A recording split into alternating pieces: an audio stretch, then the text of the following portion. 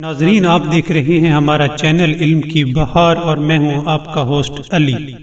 ناظرین، ایک شخص حضرت علی علیہ السلام کی خدمت میں آیا اور کہنے لگا، خدا نے قرآن مجید میں فرمایا ہے کہ تم مجھ سے دعا مانگو، میں تمہاری دعا قبول کروں گا۔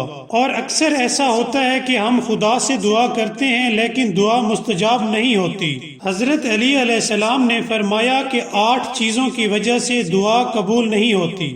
نمبر 1، جس طرح خدا کو پہچاننے کا حق ہے، لوگ خدا کو اس طرح نہیں پہچانتے۔ دوسرا، پیغمبر خدا کی سنت پر عمل نہ کرنے کی وجہ سے دعا قبول نہیں ہوتی۔ تیسری وجہ یہ ہے کہ لوگ قرآن مجید کی تلاوت تو کرتے ہیں لیکن اس پر عمل نہیں کرتے۔ چوتھی وجہ یہ ہے کہ لوگ دنیا میں تو کہتے ہیں کہ ہمیں جہنم کی آگ سے ڈر لگتا ہے، لیکن ایسے کاموں سے باز نہیں آتے جو جہنم میں لے جانے کا سبب بنتے ہیں۔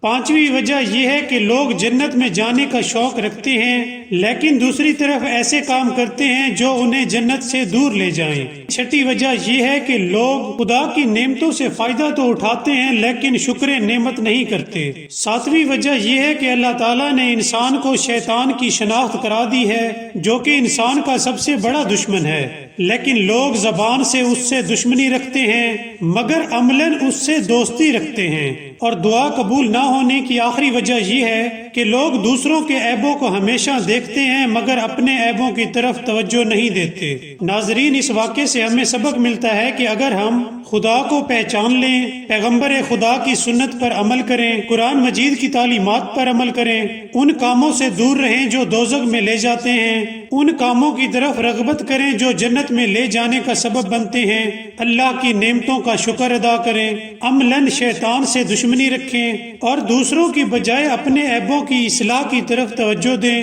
تو ہم دیکھیں گے کہ بے شک اللہ نے قرآن مجید میں سچ فرمایا ہے کہ تم مجھ سے دعائیں مانگو، میں تمہاری دعا قبول کروں گا۔ ناظرین، اگر آپ کو ہماری ویڈیو پسند آئی ہو تو سبسکرائب کرنا مت بھولیے گا۔ Thank you.